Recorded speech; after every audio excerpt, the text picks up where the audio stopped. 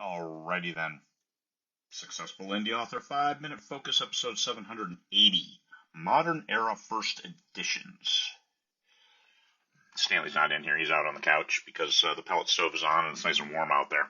So, of course, he's out. And he's still curled up inside of a mink blanket. Alright. Modern Era First Editions. Previously, offset print, you'd get 10,000 copies, and that would be your first, it'd say first edition right on there. Good to go. Now you know about them.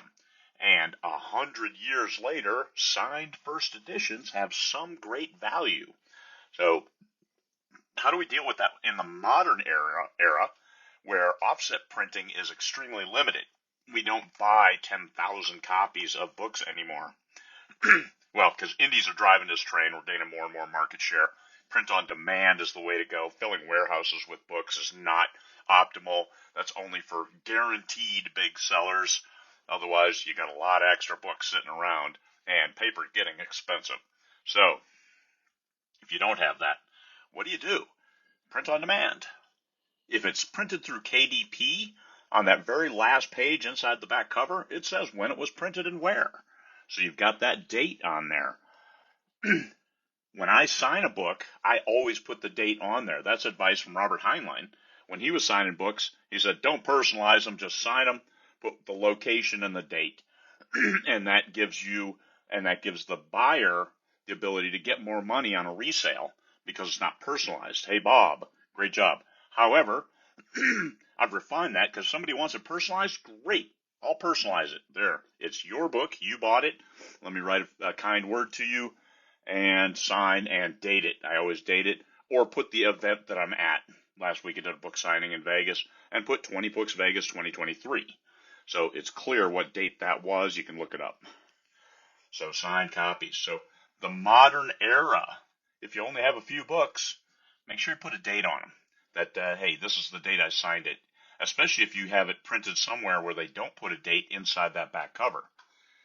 Sometimes there's a record of changes.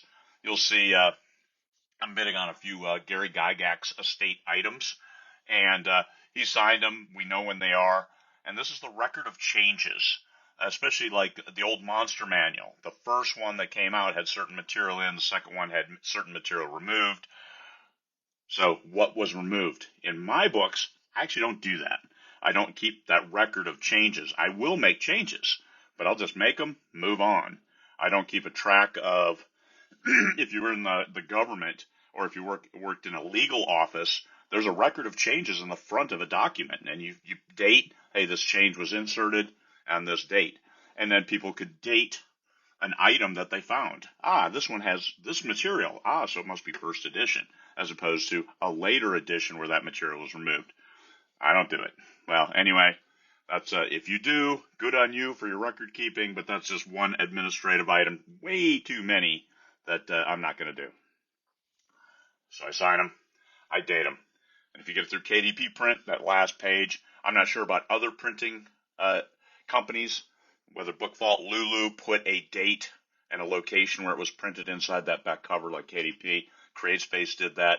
And if you got it done by CreateSpace, well, that's a dinosaur. It doesn't exist anymore.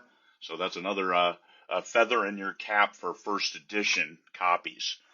But with POD, it's just going to be different.